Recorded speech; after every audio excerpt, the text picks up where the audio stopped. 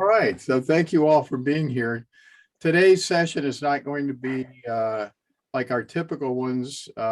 This is going to be more of just information on how to remediate EMFs. And we'll have a question and answer section afterwards, just to give you some background on, how I got into this. While I was early into doing pyramid research, for those of you who followed for a while, you know that I used to make the original pyramids were made with a custom mold that I had to use to called a pour mold to make the connections for the base of the pyramid and so forth. And I was having somebody make those, and it was taking a whole lot longer than I wanted it to take. It took about 8 months to get them to actually do it, but there was nobody else around to do it, so I had to wait. So my significant other is a holistic dentist, and she kept getting customers or patients who are electro sensitive, EMF sensitive. And one thing sort of led to another. I also had a business making Tensor Rings. And so anyway, I got into the whole idea of doing EMF remediations for the home, and had a website up briefly to do that. So a lot of what I'm going to present today is really based on all of that background and knowledge. And it all ties in, of course, ultimately to the pyramids, because we're dealing with energy fields. So anyway, I'm going to go ahead and start this. And if you would, you can message your questions to Allie if you'd like, and we can try to go through them, but I think I'm going to probably hold off until the end. We've got a lot more information than we have time to cover. So what I'm going to be doing is I'll be putting this slide presentation up on the cloud and providing a link to it, because there's going to be a lot of source information for those of you who want to pursue this more fully. So no need to take notes right now. Just listen and absorb, and you can come back later and after the video is posted and get the reference materials that I'm talking about. So anyway, today's discussion is going to be about how to remediate EMFs from your environment. I'm just going to start with a few quotes. For those of you who are into holistic health, you're probably familiar with Dr. Dietrich Klinghardt. But Klinghardt is someone who is passionate about EMFs remediation, and because he's done a lot of research into its links with chronic disease, and we're going to be getting into that today. But one of his pertinent quotes is that 80% of all healthcare problems are either caused or contributed to by electromagnetic radiation. So this is a very, very significant topic. And here's another one from Vladimir Putin. We do not need to go to war with America. America is committing collective suicide by the way we use electricity. And we're going to be showing that. We have by far the loosest standards with respect to electromagnetic pollution of any industrialized country in the world. And no surprise, our lifespan has been going down over the last 10 years, where the rest of the world has been going up. So certainly looks like there's a correlation. I'm going to talk about a number of things today: what EMFs are, why you should care about them, why you don't know about these EMF dangers, and a section on EMFs and chronic disease, 5G, and then I'm going to talk briefly about what I called, when I had my business doing this, the EMF Remedy, a 6-part program for electromagnetic wellness. So what are EMFs? First of all, let's start with a quick chart to go over that. This chart shows you, they call it the electromagnetic spectrum. The key thing to see here is that everything that of an electrical nature, starting on the bottom left from power lines all the way up to radioactive sources like uranium and so forth, they're all emitters of electromagnetic frequencies. The key on the top of the page, you'll see there's a blue section called ionizing, and then there's a section to the left called non-ionizing frequencies. One of the major things that we as a culture have been led to believe is that ionizing frequencies are the only ones that can be harmful to health. And as we're going to see, that's just absolutely not the case. But you can also see there, if you see where my cursor is pointing, the visible spectrum, just to give you an idea, is just a very, very tiny portion of the total spectrum of electromagnetic frequencies that we're exposed to. I mentioned that, we've known for a long time that ionizing radiation, this is the sort of stuff like X-rays and so forth. Those are all things that we're aware of. And if you go to the dentist's office, for example, you know that they put that heavy jacket over you in the front to protect you from it. And we take all practical steps to keep ourselves from being radiated from ionizing radiation. But the tragedy is, because it's not known, because it's not disclosed, is that virtually everything in our homes, whether it's cell phones, Wi-Fi, CFL light bulbs, LED light bulbs, cordless phones, streaming devices, computers, power lines, and even clean energy, as we'll see, such as solar panels on your home, all are going to contribute to our examples of non-ionizing radiation, which do cause tremendous amounts of chronic disease, cancer, and other illnesses. And the interesting thing is there's over 7,000 scientific articles linking EMF exposure to chronic disease, and yet we don't know about it. A couple of important takeaways: EMFs are not all harmful. Obviously, we use them with our solfeggio frequencies, but there are many other healing modalities, such as homeopathy, color therapy, sound therapy, pulsed EMF therapy. They all use specific healing frequencies which are beneficial to the body. So that's an important thing to remember. One of the key things that people bring up is the fact that you may remediate a space from EMFs, and you're still going to get readings when you use a traditional EMF meter, and that's because an EMF meter is going to test for all frequencies within a specific range, whether they're good or bad. So using those kinds of meters in many respects is not the total solution or answer to whether you've solved an EMF problem, because if you did away with all EMFs, there would be no life at all on the planet, and we would not be here to know about it. So it's hard to distinguish between good and bad frequencies. So the key, first and foremost, is to try to avoid unnatural sources of EMFs. Here's some of the major sources of EMFs. Some of these terms may be new to you, dirty electricity being one. I'm going to explain that in just a minute. But cell phones and cordless phones, microwave ovens, smart meters, Wi-Fi routers, smart appliances, electrical lighting other than incandescent light bulbs, transmission lines, electric towers of all sorts for TV, radio, microwave towers are all major sources of electromagnetic frequencies. First, before we go any further, I want to talk about dirty electricity and what it is.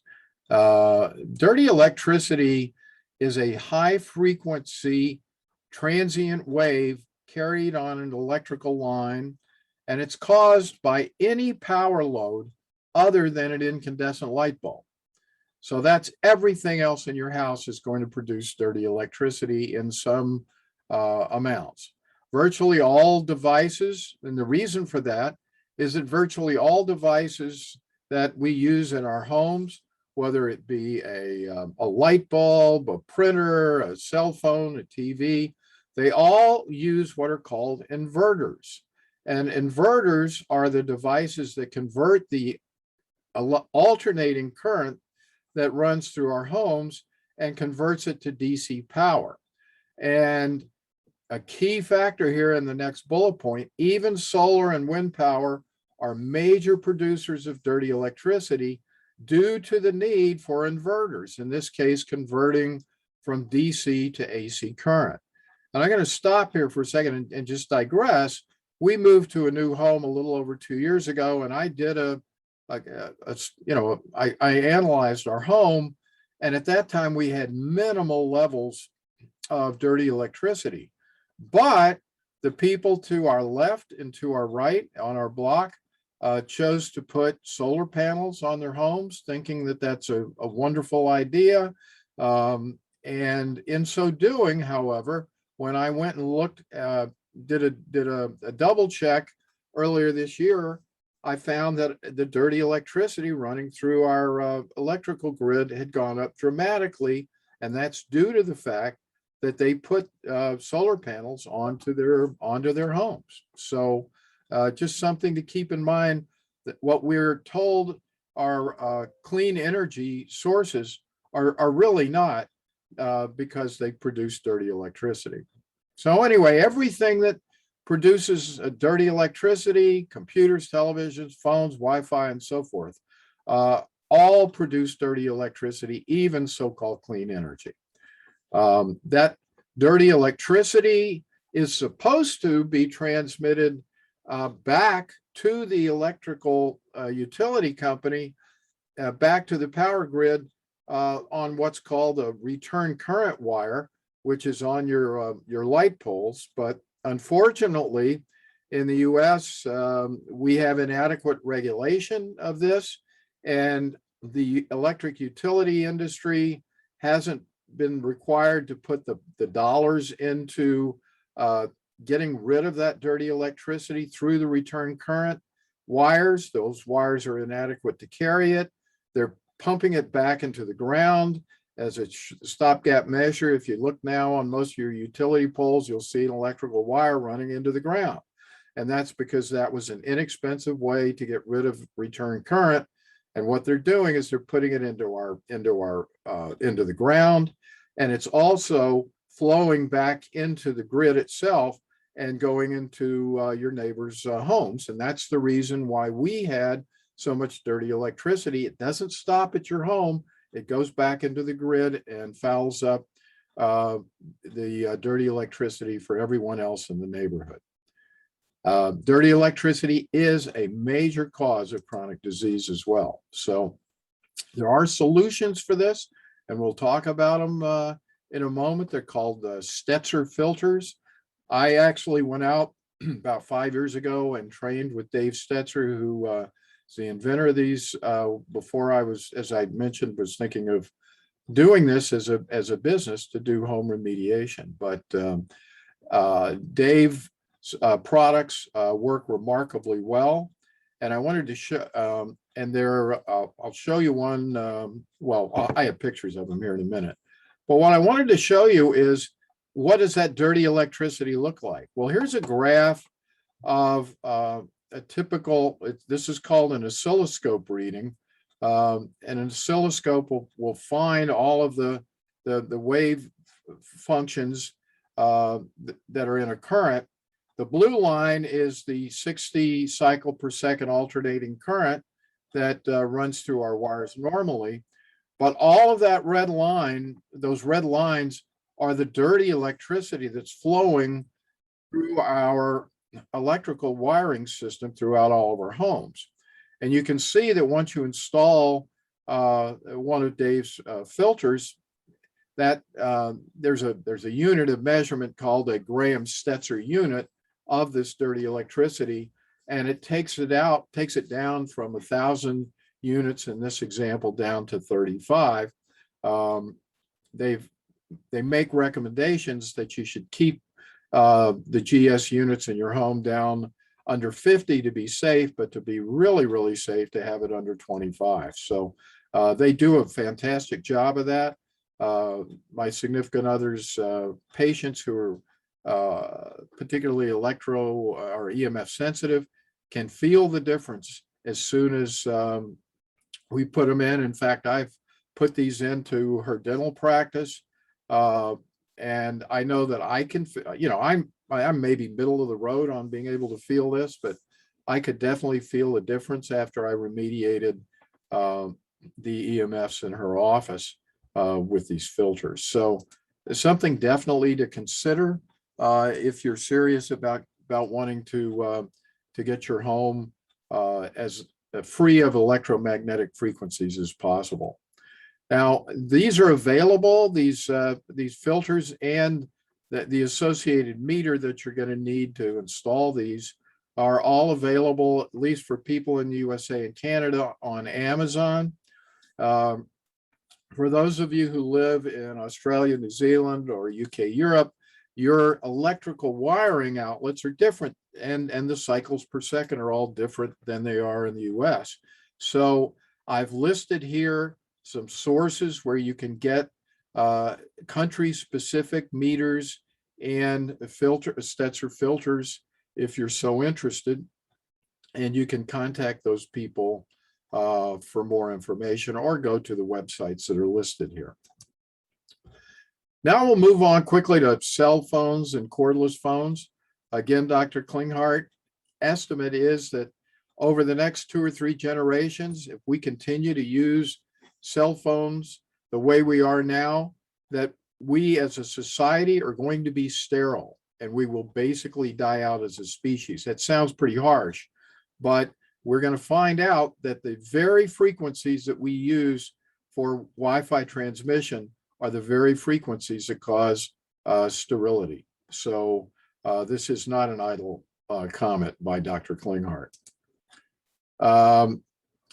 Here are some things about cell phones that are worthy of note. First of all, we've known for a long time that cell phone usage is dangerous and causes cancer. Cell phone usage will cause sterility and infertility, and is one of the major reasons why fertility rates are declining, among many others, but it's significant.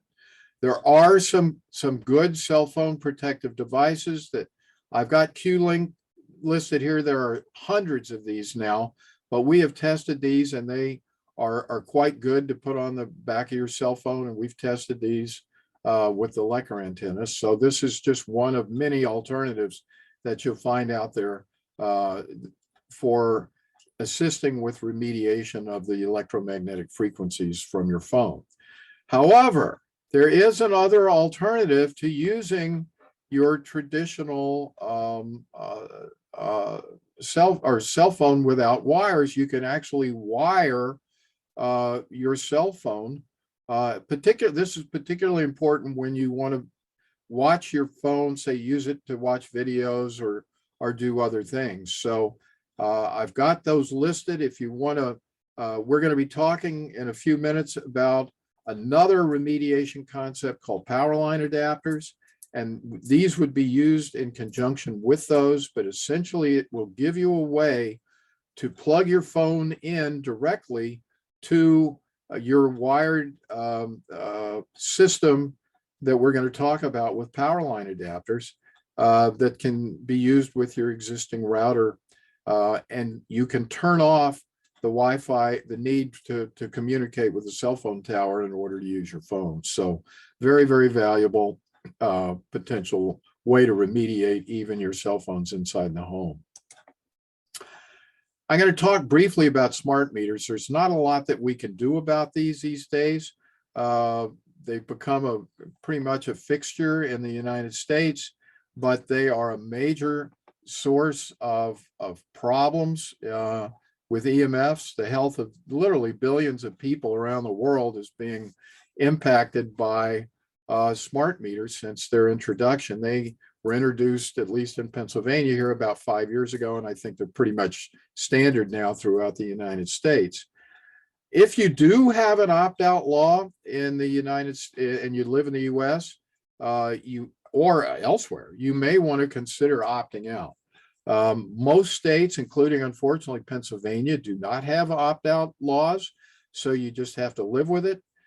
For those states who do have opt-out laws, a lot of them require that you make an additional monthly payment. You'll have to look at how much that is in your state and see if you deem it's worth it. But whatever you can do to eliminate smart meter EMF pollution, I would suggest that you try to avail yourself of those opportunities.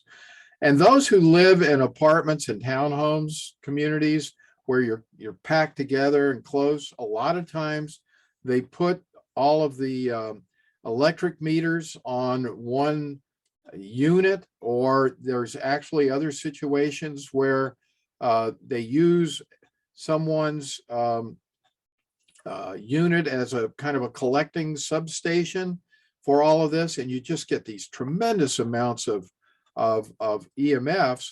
And the reason for that is a major difference in the way smart meters were installed in the United States and in Europe.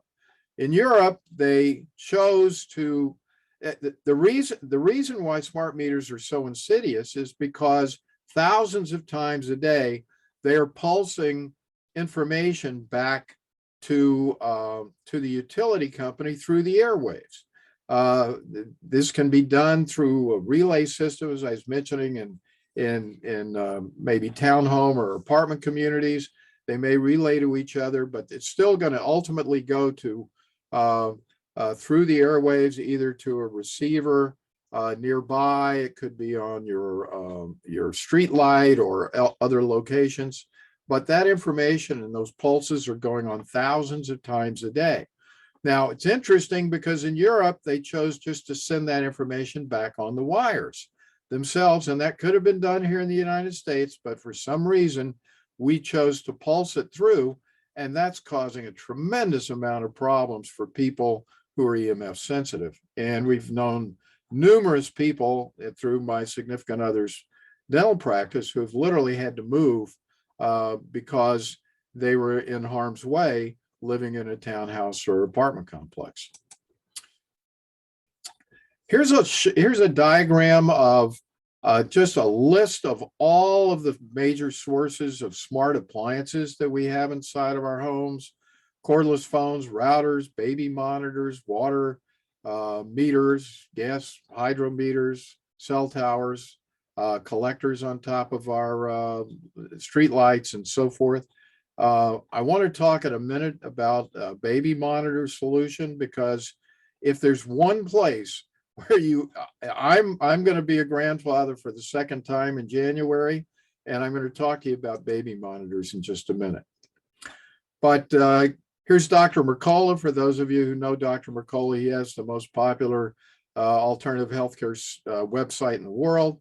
He said, we're now switching over to Wi-Fi routers, but if you use a Wi-Fi router in your home, it's the equivalent of having a cell phone tower sitting inside your home. So I mentioned before we were going to talk about a way to get away from having Wi-Fi in your home.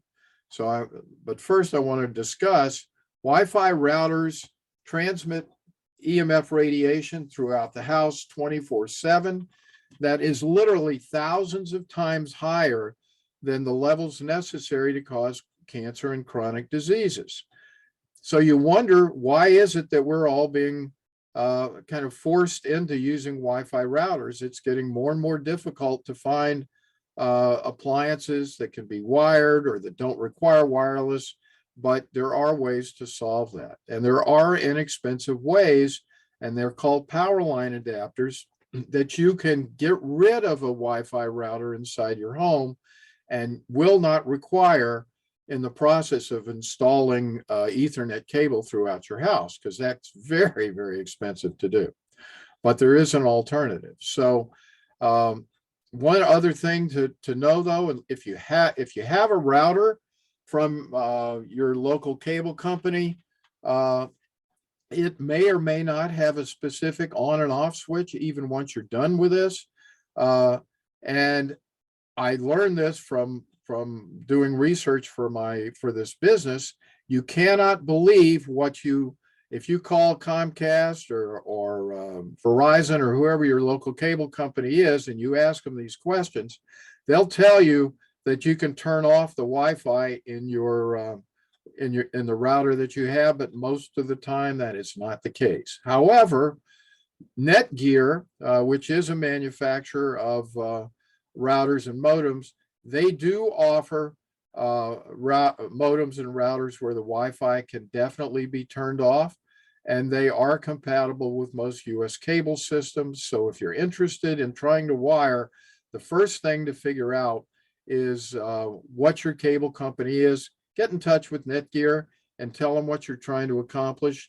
And I believe that they'll be able to help you get the appropriate product that will allow you to wire your home purely with Ethernet cable. So final suggestion, if you're going to have a Wi-Fi router in your house, for God's sake, do not put it in your bedroom. That's the place where you sleep at night. And the last thing you want is to have that radiation in the room when your body is trying to repair itself. Now to the power line adapters. What power line adapters do is they allow you or provide you an inexpensive way to completely eliminate the need for a Wi-Fi router, thereby eliminating a huge source of EMFs within the home without the need to run Ethernet cable through the home. And they use the existing wiring system. Literally, you're as close as the nearest outlet in your home to being able to plug into a wiring outlet. So the system allows you to hardwire all of your cell phone and streaming devices as well. You know, earlier I mentioned that there are adapters that were listed earlier on that you can use to hardwire your cell phone and other streaming devices as well throughout your home. So if you're interested in doing that, and I would highly suggest it, we've done it.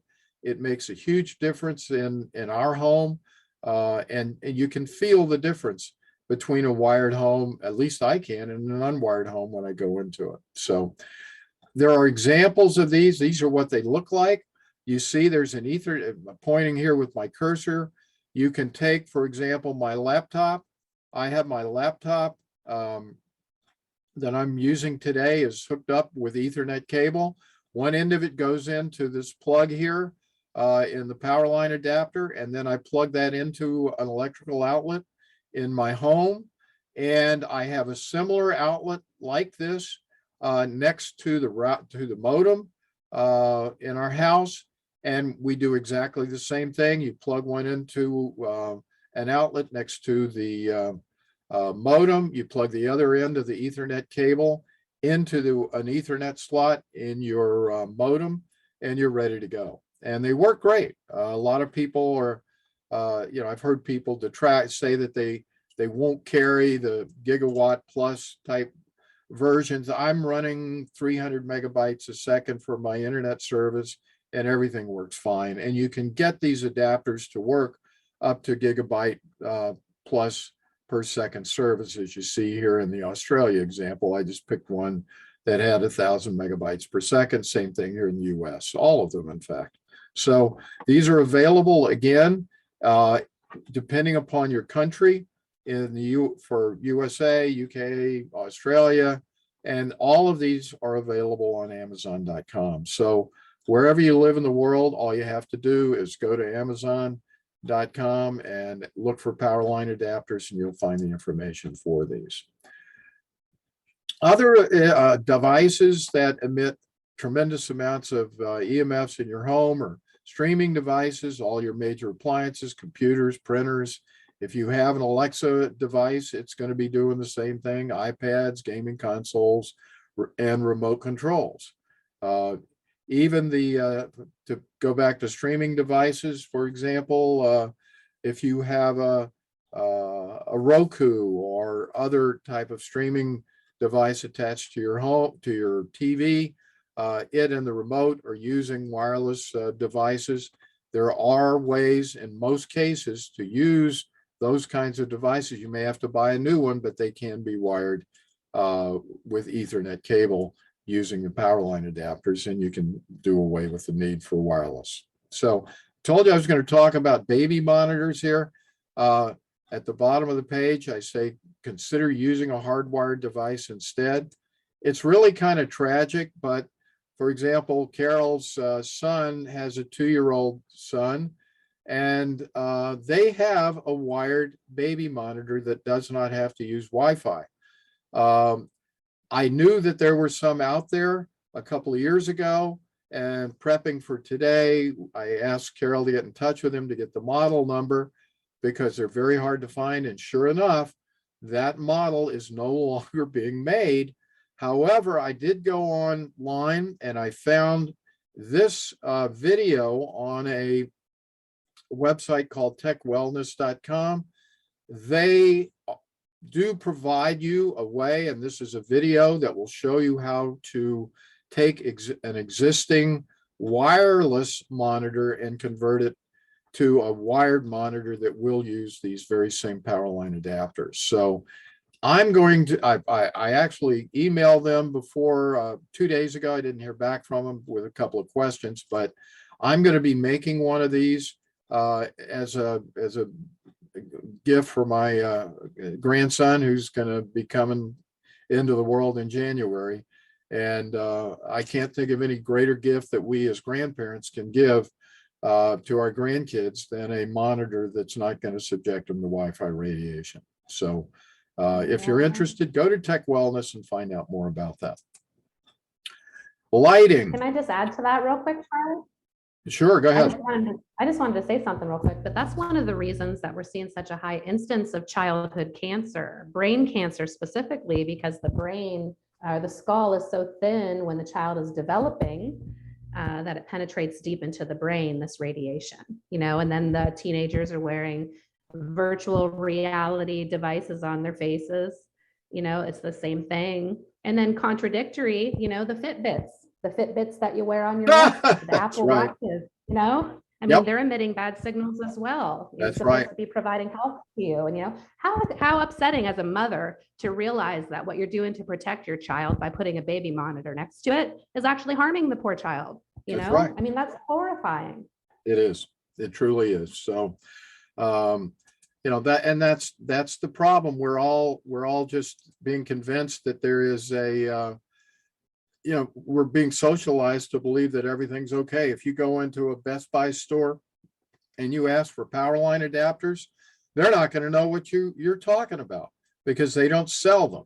Why don't they sell them? Because they want to sell you all the other wireless equipment that they're selling in that store without letting you know that there are ways to wire your home safely. And also, by association, I have to tell you the risks associated with all the products that Lisa mentioned and all of the other wireless electronics that we have to purchase. So it's tragic. All right, lighting. Compact fluorescent lights, those are, I think, going out of style now. Most people have stopped using. They are horrible emitters of EMFs. And actually, even LED lights, some versions of them emit EMFs as well. A lot of you are going to say, well, how do I know the difference? If you get a dirty electricity monitor that we talked about earlier, you can plug a light into, say, a lamp and determine with the meter whether it's producing dirty electricity. And that's a very easy way, once you have that meter, to know whether the lights you're using are harmful. But when I got into this, we had purchased CFL bulbs for our home, previous home, and we took them all out and went back to incandescent lights because we noticed what a tremendous difference it made in clearing the EMFs. But each bulb emits tremendous amounts of dirty electricity and radiation. Even dimmer switches, this is something in our new home we haven't gotten around to yet, but even dimmer switches are a major source of dirty electricity and should be removed. Even when the dimmer switch is on high, it doesn't solve the problem. So removal is really the only real solution for that. In terms of why should you care about EMFs? Well, I'm going to give you the facts and the data. There are over 6,700 articles that I have compiled several years ago, validating the effects of EMFs on disease, death, and various medical conditions. It's interesting because even our US government used to give this information out under Freedom of Information Act requests, but starting around, I think it was 1971 or 1972, there was an exception made that said that they don't have to honor freedom of information requests anymore if it's in the national security interest. Well, that was the excuse that was used, but I'm going to show you a study, some studies that came from the US military documenting these negative effects on servicemen and others going back 100 years and more. So we know about this. The government is used to give information out about this, but now they're no longer doing that. And if there is a valid reason for national security purposes, that tells you that these have been weaponized. And we're going to talk about that in a few minutes as well. The United States, a key point here, has by far the loosest EMF exposure standards of any industrialized country. They're 100 times the levels allowed in Russia and China, and 1,000 to 1,000,000 times higher than those in certain parts of Europe. So our industry, our government is not doing anything to protect us. And if you go to, in fact, just as a kind of as an example, in America, hotels tout having free Wi-Fi, whereas in European markets, the hotels tout being Wi-Fi free. So what a big difference in consciousness. In China, as a matter of fact, pregnant women are required by law to wear a type of Faraday cage clothing apparatus around the womb in order to protect the fetus from radiation. And that should tell us something. And it points to the final question. Are EMFs part of the reason why the life expectancy in the US is declining while the rest of the world's life expectancy is increasing? We are literally dead last among the G7 nations in terms of our life expectancy. Now, I told you earlier that the US military used to publish information. The last one that was published was in 1972. It was from the US Naval Medical Research Institute. And this is just a diagram, but there are 3,700 articles that go back to, I believe, like 1901 or 1902, linking chronic diseases to EMF exposure. And we see here just a few of the symptoms that are covered in that compilation of research. My own research, and I've spent quite a bit of time doing this, I was able to correlate EMFs to over 500 diseases and conditions, including virtually every chronic disease. So my personal belief is that everyone is EMF sensitive. As I mentioned, my significant other sees those who know that they're sensitive in her practice every day, and we're going to talk about why dental care in this field is important as well later. But the point is, I think everyone is sensitive whether we can feel it or not. Well, it's invisible, so I feel that everybody just attains it to getting older. But if you look at the natives who aren't exposed to this, the men are in their 70s and still running down the deer, and the women are still having babies in their 70s, so it's just crazy what it's doing to us. That's right. So now, why don't you know about EMFs? Well, I'm just going to talk about three major groups in the United States that don't want you to know about this, and that's the military-industrial complex, the entire electronics and telecommunications industry, and the healthcare industry. I hate to be blunt, but you need to follow the money on all of this. The military-industrial complex. Those of you who have kept up with this over the years, that foreign governments in Russia, Cuba, and China have all used frequencies to radiate our embassies in those countries. And I am sure that we have done absolutely the same thing to them. I know from some very trusted sources that back 40 years ago, for those of you who remember, there was a scandal regarding the use of EMF frequencies by the Russians when it was still the Soviet Union. It caused most of the people in our embassy there in Moscow to get sick. Turns out the real reason that that happened, according to this source, was that the Russians had come to the United States and had wanted to get an international treaty like international ballistic missile treaties to limit the weaponization of frequencies, and we flatly turned them down. So, son of a gun, if not, our embassy people didn't start getting sick just a few months later. So, anyway, in our own world of pyramids, if you go to pyramids.ru, which is the site that Dr. Galad maintains on his Russian pyramid research, he indicates that a Russian pyramid was programmed to incite riots during the so-called revolution in Ukraine in 2013 or 14. Frequencies are known as a potential mechanism for our mind control programs that we have going on. HARP and weather control is also frequency related. And the picture on the right, I have down here possible use at 9/11. This is a picture underneath the West Side Highway, about a block or two from the World Trade Center after it had, come down. What's fascinating is if you look at the front half of that vehicle, you can see that it was charred and burned. But all of a sudden, right at the midpoint between the front and back door, the remainder of the car seems to be virtually untouched. And that's impossible with a traditional fire.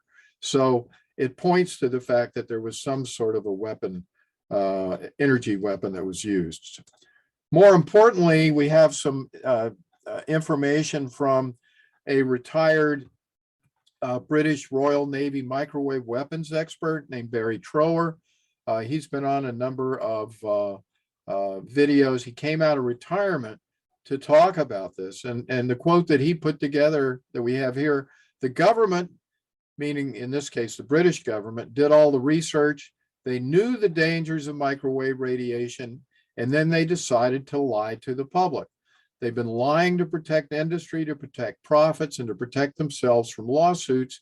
I hate to be truthful here, but the only way to protect yourself, your family, is to wait this out and protect yourself. So the other fascinating comment here at the bottom, Trower states that the frequency that the British military assigned or determined was the frequency of sterility is actually the very frequency that we use for Wi-Fi, or 2.4 gigahertz.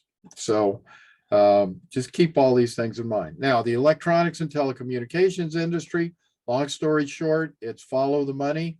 There's so many industries that would literally collapse as a result of widespread awareness of EMFs.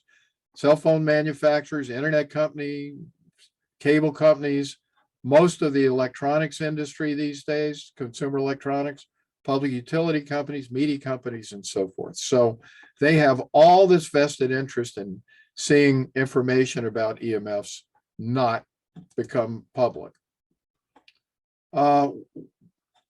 What is the electronics industry doing to conceal this? One thing is, for example, lobbying campaigns designed to promote industry beneficial legislation. I'm using as an example here the Telecommunications Act of 1996, which expressly prohibits consideration of health impacts in determining whether to approve a cell phone or other kind of microwave tower.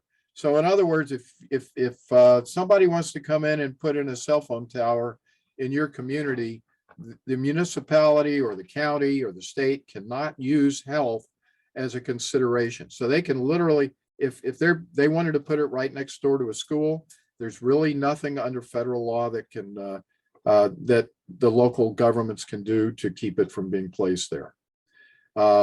The FCC, in terms of its 5G public relations effort, makes absolutely no mention of the health risks of EMFs. Lobbying, the industries have all been lobbying health groups like the WHO or WHO, which interestingly enough, although there are 7,000 articles proving to the contrary, they only list EMFs as a possible carcinogen. This is just a classic example. And then promoting industry-sponsored health studies that use outdated testing methodologies, such as using only ionizing radiation in the studies as the only thing that can cause harm. The healthcare industry. Why does chronic disease is big business in the United States? And this chart in summary, it's a little dated, but as of 2010, 84% of the total healthcare expenditures in our country are devoted to treating chronic disease. And in my group over here on the right, the Medicare crowd, it's 99% is for chronic disease. And Western medicine, by its own admission, has no cures for chronic disease. So we have the most expensive healthcare system by far, with the worst outcomes in the world. Our system rewards pills and procedures at the expense of prevention and precaution. An interesting, again, distinction between Europe and the United States. Generally, things like EMF emitters have to be proven safe. That's why they have lower standards for this stuff in Europe, but they have to be proven safe before they can go to general sale. But as you can tell with vaccines and other things here in the US, we tend to approve things first as safe until they are proven dangerous. So all of these are classic examples of how we are the ones bearing the brunt of this, both from a cost standpoint and a health standpoint, because our government is not looking out after our best interests. Now, just to go over some stuff about EMFs and chronic disease. Most research touted to show no harm to humans has been performed based on human cell studies alone. However, and this is a theory that Dr. Klinghardt has developed in the last few years. However, he points out that about 98% of the actual DNA in our bodies is not our own, but is that of microbial DNA. Over time, these microbes have developed a symbiotic relationship with our bodies and provide valuable assistance to us, including, and this is very key, our immune system.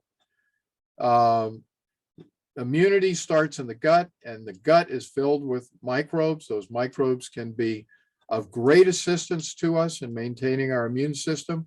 But if they are riled up with DNA or other exposures, they're not going to be working well. And that's what we say in the next bullet.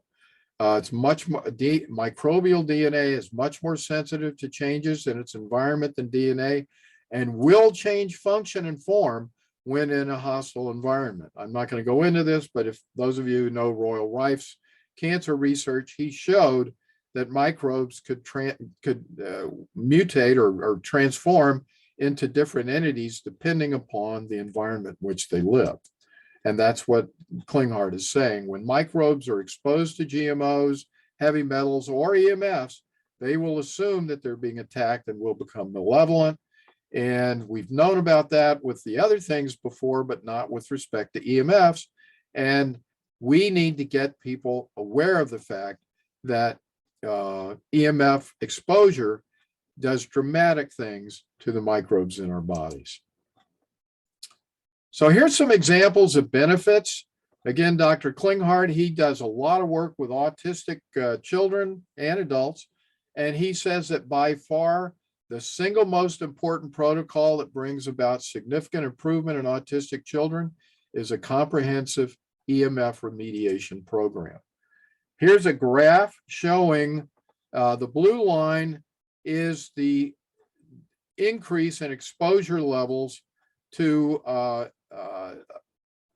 of a typical child since 1979. This goes really just to 2010, but you can see that there's the causal, there's a correlative link here between the rise in autistic spectrum disorders. So he works with autistic parents or parents of autistic children all the time. They do strict protocols remediating EMFs, and it has significant, it helps to significantly improve the children who have autism. Here's another example with multiple sclerosis. This is a subjective scale where they went on a 1 to 5 scale and asked about various symptoms and issues that a person with MS has. You can see the black is before putting in Stetzer filters that we talked about before and after scenarios. So there's significant improvement in the symptoms that typically arise when somebody has MS. Here's one about asthma. This is a school nurse that said in the 3 years prior to the Stetzer filters being installed, many of the children required nebulizer treatments at least once or twice a day while at school. After installation of the Stetzer filters, I have not had to administer one nebulizer treatment this past year, and of the 37 students with inhalers, only 3 of them use the inhaler, and that's for their exercise-induced asthma before phys ed class. And here's just a chart that shows the bottom line. The US on the left, this is a bar graph, and you see there's a split there. We don't need to talk about the units here, but just know that the US, under this internationally recognized standard of nanowatts per square centimeter, we allow 1,000 units and say that's safe. The only close second to that is Australia, who allows 200 units. Russia is down at 10, and you can see Switzerland at 4, Belgium at 2.4, and in Austria, they are extremely concerned about this, and they are down into the 3rd and 4th decimal points in terms of what they allow as an acceptable exposure guideline. So we just don't seem to have a government or regulators who care to force reductions in these Wi-Fi exposures in the United States. 5G, they're expanding rapidly to ranges up to 60 gigahertz from 2.6 gigahertz today. We're going to have these towers everywhere on utility light poles, and they're going to only be 200 to 500 feet apart.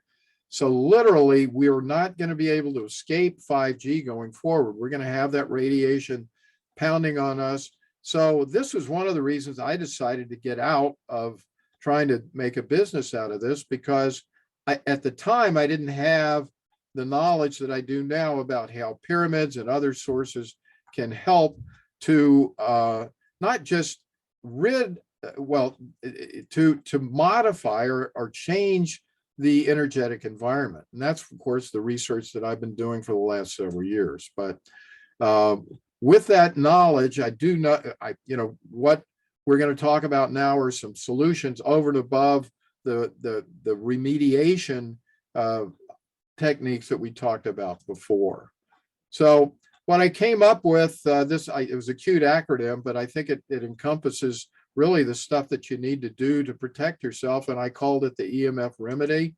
The first step is to remediate and harmonize your energetic environment. The second is to educate yourself on EMFs.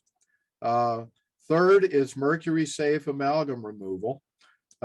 Fourth, enhance your immune function, detoxify your body, and yearly EMF checkups. And I gave you an example of that earlier in the presentation.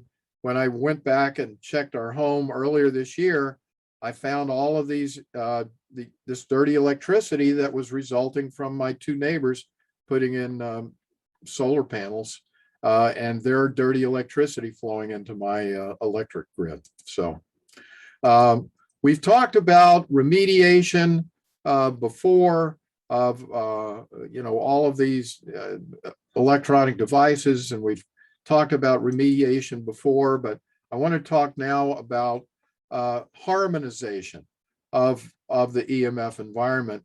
And to do that, we need to talk just briefly about the role of the torus in creation. I've been talking about that in the context of my new research, and Nassim Haramein and other scientists have developed a model called the torus, which they believe is the fundamental unit of creation that goes from the subatomic to the cosmic. The key points here are that at the center of the torus is a swirling vortex which transforms all frequencies into energy that is beneficial to biological life. And my own research, demonstrates that Russian pyramids do this very thing. And further, that's my contention, and I'm going to be developing that theory over the next year or so, that the top of the pyramid is actually the center of that donut hole where this transformation of energy occurs. But there are other processes and objects that I'm going to talk about here that will also help to produce that same kind of toroidal vortex that can transform harmful energy into beneficial. So about the pyramids. I won't spend any time on that, but that's certainly one solution. Sound healing we've also talked about, which helps to harmonize the energy fields, particularly in conjunction with the pyramid. Here too, website Sounds of Wonder and Jonathan Goldman's website, where you can learn more about healing techniques. Lisa, I've got your website here. One of the things that I do know that have a tremendous impact, and if you want to talk about this for a minute, please do so, but crystal, shungite, organite, there's a whole bunch of things. I'm not an expert on this, but I thought that if people wanted a source, they could talk to you about that. Yeah, of course. The organite is mostly important because it actually draws in the energies, the negative energies around it, and it transforms them into beneficial energy. So it creates a scrubbing effect because you're doing a layering of organic and inorganic materials. So the organic layers pull in the energy, the inorganic repels it back really fast. So it's creating a pushing and pulling effect. So scrubbing that bad energy, and then out the top of the pyramid comes the beneficial energy. So if you, for instance, like this is one of my orgone pyramids. It's layered with metals and crystals and resin. And if I put this in front of my computer, now the radiation from the computer is being cleansed by this organite or this orgone pyramid. And now when I sit down in front of my computer, now I'm being blasted, instead of with radiation, with this beneficial energy that is being created by the organite. So it's using the negative energy to create beneficial energy. So you'll have more mental clarity, you'll have better focus, your eyes won't get so tired when you're working on the computer. Just, a lot of different things. Put one beside your bed. It's going to clean up that energy as well and help you sleep better, because, Charlie was talking about dirty electricity earlier, and dirty electricity just doesn't stick to the wires in your house. It actually jumps all over the place. So to anything metal, it will be attracted to.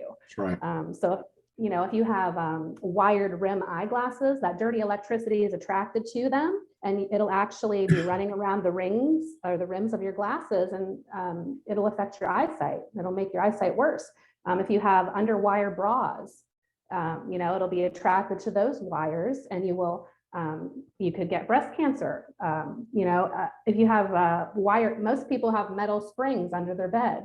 That's the biggest thing for sleep disturbances, because that dirty electricity is rushing over to those metal wires. So you're constantly in that field. So just putting one of these organite devices beside your bed, that's going to help transform that energy. But I don't have any currently on my website right now, because I just switched from my other store to my website recently, but I'm in the process of updating that with some new organite devices as well. But even, just the crystals, I use shungite in a lot of my devices and almost every one of my pyramids. And then the bionized sand on top of it, that helps as well. So anything that you can do, we can't escape this. Like Charlie said, we can't escape the frequencies. We have to figure out ways to live in them and transform them, especially in the United States. I didn't realize how high it was until he just presented this material, but that is ridiculous. Like, why are we so accepting over here? We're accepting of everything poisonous. The GMOs, you don't want them, we'll take them too. That's exactly their thoughts on things. It's crazy. It's literally crazy. So Sure. Just do whatever you can to protect yourself from it. Okay.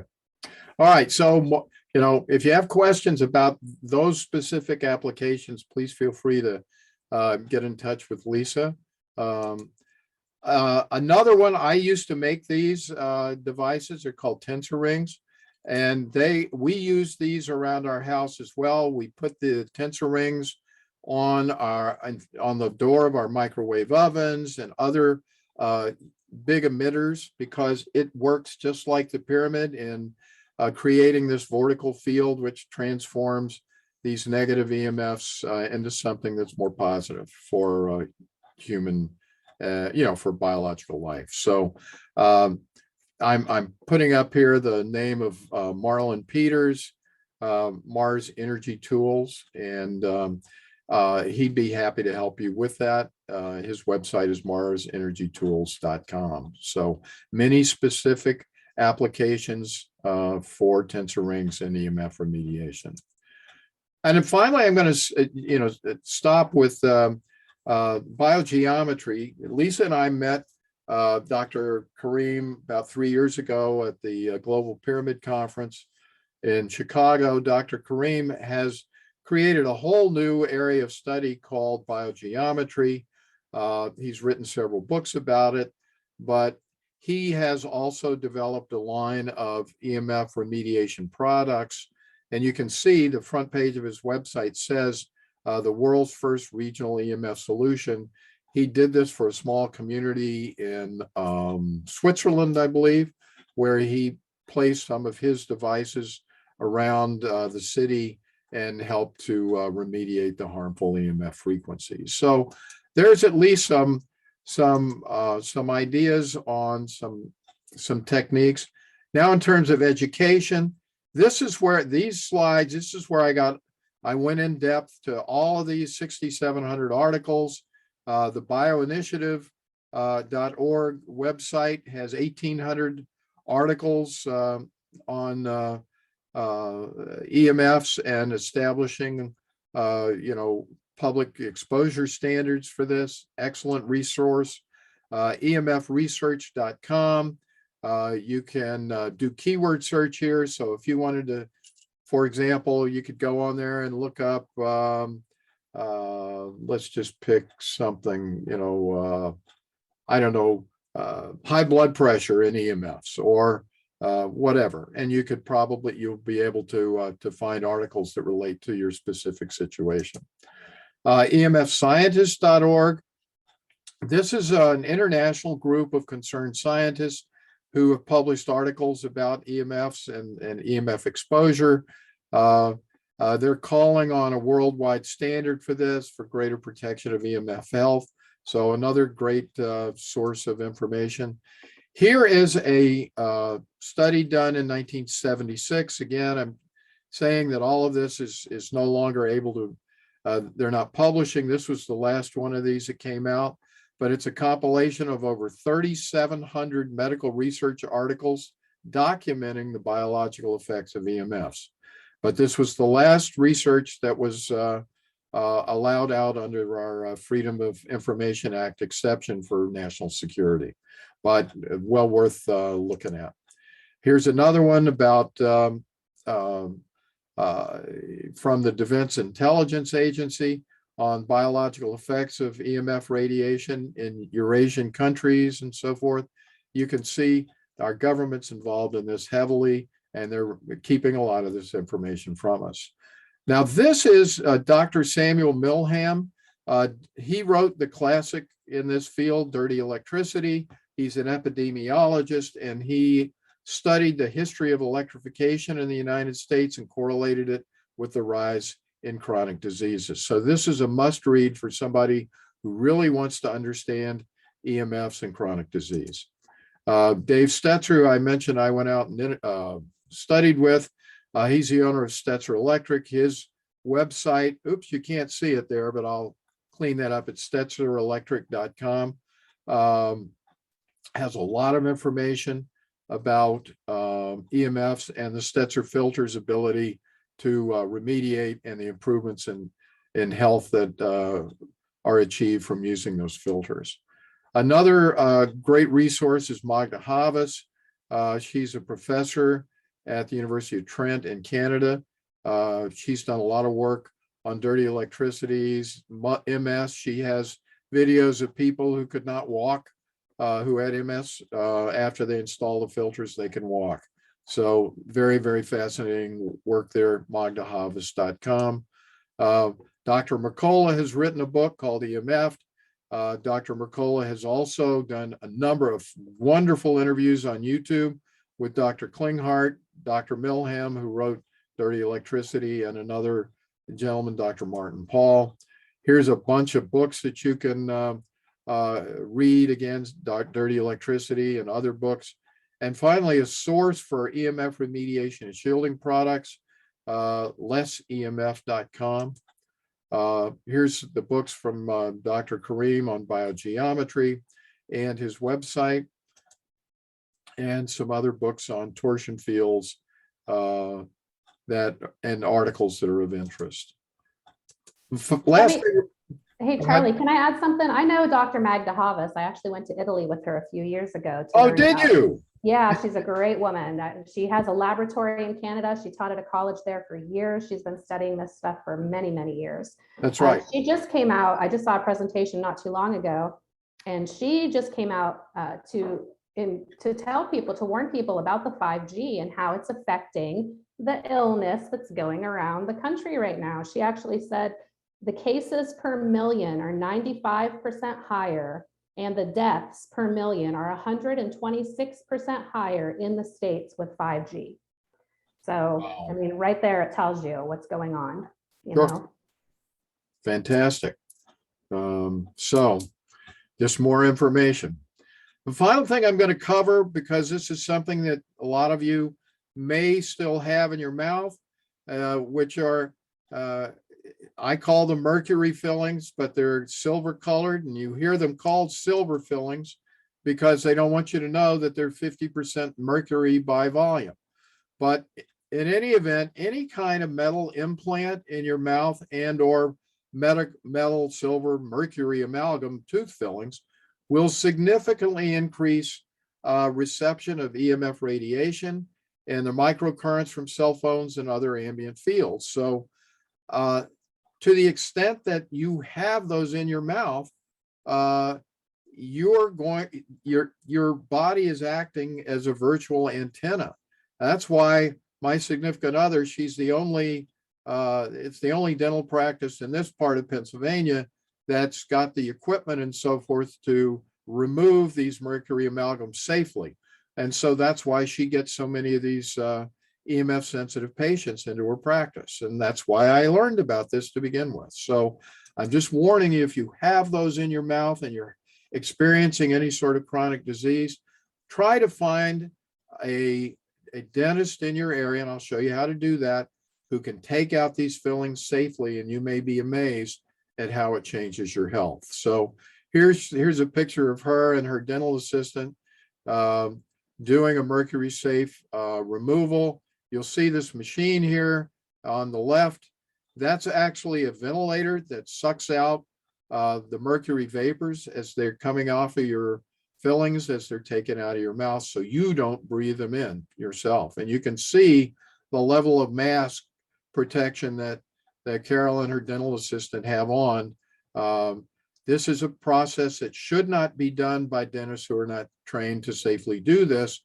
And the reason why is there's such a huge amount of mercury vapor that comes off when these old fillings are removed, that if there's not this protocols that are appropriate, you're going to get such a rush of mercury vapor into through breathing that it could actually do as much, if not more harm than getting rid of them once and for all. So have it done by a mercury safe removal approved dental facility. And you can find those at thesmartchoice.com. This is a service of the IAOMT, which is the International Academy of Oral Medicine and Toxicology, and they are the ones who run the Smart Choice program. So in order to be listed here, the dental practices have to have gone through and learned and demonstrated their proficiency in the smart removal process. So I thank you for listening. I know that was a lot of information, and maybe there's some questions, but I appreciate it. And I'm going to stop the share now and we Hey, can, Charlie, yeah, real quick, I just wanted to touch on that last part. I mean, I saw a video not too long ago of every time you hold your cell phone up to your head for a phone call or whatever, it leaches the radiation from the mercury fillings. that's So right. every time you're interacting with the frequencies, but also the military, the radio control operators and the submarines, every 6 months they have to get their fillings replaced because it's bouncing off the inside and just hitting their every 6 months. That's how much it affects them. That's And right. it's leaching all that mercury into your body every time it does too. And it's just so indoctrinated into our dentist community anymore that it's not harmful. And there's so much proof that it is, you know? Well, that's the reason why the military originally got involved in this, because of exactly what you're talking about. Anyone who was close to radar as well, in the Air Force or in the military and the Navy and so forth, you're right, the teeth just start to fall out or the fillings fall out. And these people have, Dave Stetzer is electrosensitive as an example. And that's the reason why he developed the Stetzer filters, because he was in the military and he was around radar and his body just finally couldn't tolerate it. And he became electrosensitive. So Yeah. that's why he's doing it. Even another big group of people, the switchboard operators. Yeah. The women who control the switchboard operators, they were really poisoned with the electrical magnetic frequencies, the radiation, Yeah. Yeah. So anyway, I'm sure, there's tons more I could have done. There's hours and hours of this, but hopefully if you're interested and if you have, especially if you have illness, you have some kind of chronic issue, you really should check into, how EMFs are impacting your life. So with that said, I'm happy to open it up for any questions if there are some. Gretchen wonders if there's a good home EMF reader you can recommend. Is there a good home EMF reader that you can recommend? Meter? Well, somebody said the tri-field meter is a good choice, and it is. There's a tri-field meter with respect to dirty electricity. I showed you a dirty electricity meter that you'll need to effectuate a remediation of your dirty electricity. You can also get a microwave frequency meter, which is the one that's going to really catch all the Wi-Fi stuff. But again, those meters are somewhat limited in their usefulness because you should eliminate, you truly should eliminate any sort of ongoing Wi-Fi radiation to the extent you can by hardwiring, but still those are the meters that you would want to use for testing. Yeah, those three. I use the Acousticom and it's pretty good. Oh, okay. I don't know that one, to be honest, but yeah. Yeah. Okay. Any other questions? Well, first I have a comment. Thank you so much for this such a comprehensive and wide field covered presentation. It was really helpful to get together everything that we heard or suspected. Yeah. This. Well, thank you. It's it feels like it's a miracle that we're being bombarded with all these crazy toxins, both visible and invisible. We still function as a collective. right. We still, reproduce ourselves somehow. Right. And I don't know, what does it tell? What it tells to me that human bodies are so resilient. It's amazing how much we can take in before falling down and degrading and folding. It's just it's amazing to me. However, what will I say? The question. In order to get wired phone versus Wi-Fi, do we need to switch provider, or its service already included? How do we turn to wired internet, Ethernet versus Wi-Fi based? How do you do that? Yes.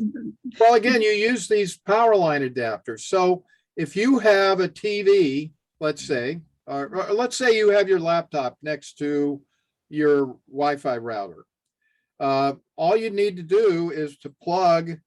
You could literally take two of these power line adapters, put one, or excuse me, take an Ethernet cable, plug one end into your router, and the other into the Ethernet cable on your computer, and you can turn off your Wi-Fi router and use your computer that way without having to use Wi-Fi. You can do it with a wired function, and you can do that with all of your appliances, whether it's a TV, whether it's a phone, what have you, and you can get. I can't promise you that in every country you're going to have the adapters, but most major countries, these power line adapters are available. So your first step is to check and see if power line adapters are available for your country. They obviously are in the countries that I mentioned. So you just need to check that out. But there's a process. You can also, and this I think is key, go on YouTube, and there are plenty of how-to videos, how to wire your house with power line adapters. And that might be what you're really looking for, how to step by step. So just go on YouTube and do a search, and you'll find out how to do it step by step. Thank you so much, Charlie. Yeah. Any other questions? I just wanted to add something real quick, Charlie. I know this stuff is scary for a lot of people. There's so many things that we're being bombarded with at this time, and it's hard to not resonate in the fear of that. But everything that we're doing is not to create fear, it's to keep people informed. So the fear is there to bring awareness to you. Don't resonate with that. Be informed, look into things more, inform yourself even more, inform others about it, and just stay proactive on it, figure out ways to remedy the situation instead of resonating with the fear. That's right. What all this is about. Sure. And to follow up, we haven't talked about it here, and I didn't take a lot of time to talk about pyramids in EMF remediation, but I have done videos, they're on the Pyramid Science Foundation website, showing that the pyramid alone, and of course it gets enhanced with the capstone, gets enhanced more with the solfeggio frequencies through the coil. But when my significant other uses this device called electro antenna, we line it up with the frequency of electromagnetic pollution, it goes away within significant distances throughout the home. So we do know that that's occurring, and my research is really delving. When I'm my latest line of research trying to depict this scaling frequency and all of this, it's ultimately going to lead, I hope, to a model that's going to demonstrate how these frequencies are actually mitigated and enhanced and harmonized through the pyramids. So that's still a work in progress, but the results are there, and we see that. So are you saying that having pyramid, this one in your home will protect from EMF to a certain degree? Yes, it will. It will. We were able to show, when you add all of these enhancers together, with the capstone and playing the solfeggio frequencies and so forth, that we could not detect this frequency of electromagnetic pollution inside of a 20 by 25 house. Cool. So now again, to talk about meters, if you were to pick up your tri-field meter that somebody was talking about earlier, or any of these other meters, the tri-field meter or a microwave meter, they're all going, the one that Lisa was talking about, which is a microwave field meter as well, they all will still register frequencies. And so people say, oh, well, it hasn't done anything. Well, it's changed those frequencies. It's not like you can get rid of a band of frequencies. This is where you need to understand harmonics, but if you play middle C on the keyboard, you're going to get these harmonic overtones and the lower tones called heterodynes that are natural harmonic intervals of that middle C. And the same thing is true in all levels of frequency. You can't cut out frequencies from 1 gigahertz to 2 gigahertz because they're harmonics of stuff from 2 gigahertz to 4 gigahertz or something smaller. You know what I mean? There's just this wave function. However, we do know when we use other types of testing devices like the Lecker antenna that indeed those harmful frequencies seem to disappear. Yeah, they're transformed. Science tells us that energy cannot be created nor destroyed. It can only be transformed. So you're just transforming that negative energy into beneficial. So that's why the EMF meter will still detect that energy there, because it can't determine from beneficial and negative energy. Right. It's just detecting energy. Yeah. Well, that's very consoling to know. Oh yeah, yeah. I mean, when I was doing that kind of work, I mean, that was the first thing people would comment on my YouTube videos. Oh, well, I tried my tri-field meter or my this or that meter, and it's still, so you're wrong. And no, I'm not wrong, but I can't, that's a fundamental concept that people need to get. We showed that, in fact, about a month ago. We were testing harmonic frequencies. We had 666, 444, and 222 going at the same time, something like that. And then I just changed the 444 to 443, and I started feeling pains in my chest and so forth. That was an inharmonic frequency. And so I can't tell you what EMF frequencies are harmful, but I can tell you that when you dial into the proper frequencies and they become the dominant standing wave in your environment, you don't seem to have those issues. So there you go. Excellent. Gretchen wonders if you're willing to share your slideshow in PDF form. Oh, I'm gonna put that Okay. up.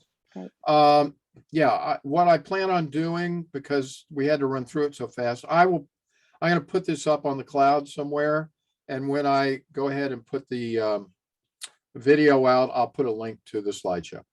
Yes. And the video will be posted on the Pyramid Science Foundation YouTube page. Correct. So look for Correct. that link there. Yeah. So it'll be in the comments section. As soon as the new website's up, we'll be able to post it right there, but it's not up yet. So enough said.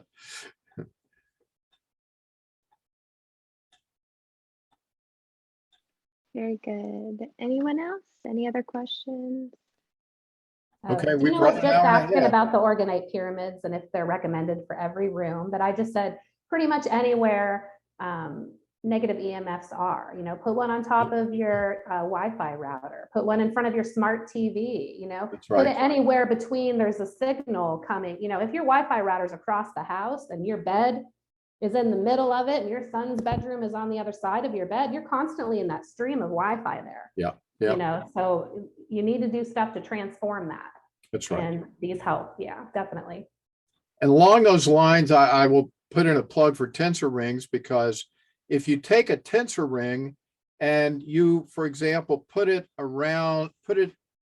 on the wire from whatever appliance might be a heavy EMF or dirty electricity emitter before it gets into the plug, if you put one of those on there, that severely cuts back the amount of dirty electricity that's going to flow to the rest of your house as well. So these are all, tips and techniques that you can use to minimize those harmful effects. Yeah, that's why I usually wear a tensor ring necklace. You usually see me wearing that Right. quite often. But I also have one on the back of my phone. I got this one from twistedsage.com, but I believe Marlin's website offers those as well. Yeah. But it's the same thing. If you're just walking around with your cell phone without this protection, you're blasting other people with that radiation. You're protected from it because now you're actually more powerful than you were before, because this is transforming this negative energy into beneficial. So it's creating a stronger base for yourself, but you're blasting other people. That's right. With negative energy and stuff too. So, you just have to be wary of that. Yeah. I do overkill. I have a tensor ring, Nice. young guy, and another EMF remediator that I wear Nice. all the time. So, I'm a believer as well. So, okay. All right. Well, if there aren't any other questions, I want to thank everyone for attending today. Sorry we ran a little longer than normal, but I hope this was helpful. And if you have any questions about this topic, please feel free to contact me at charlie@stargatepyramids.com. Yeah. Mars Thank you so Energy much. Tools. Mars Energy Tool Yeah, with an S. with an S. Yeah. Yeah. Yeah. Okay. Very good. That was nice, Charlie. Thank All you. right. Thank Thank you, you. Charlie. Have a great day. Bye, everybody. Everyone. Happy Saturday. You too.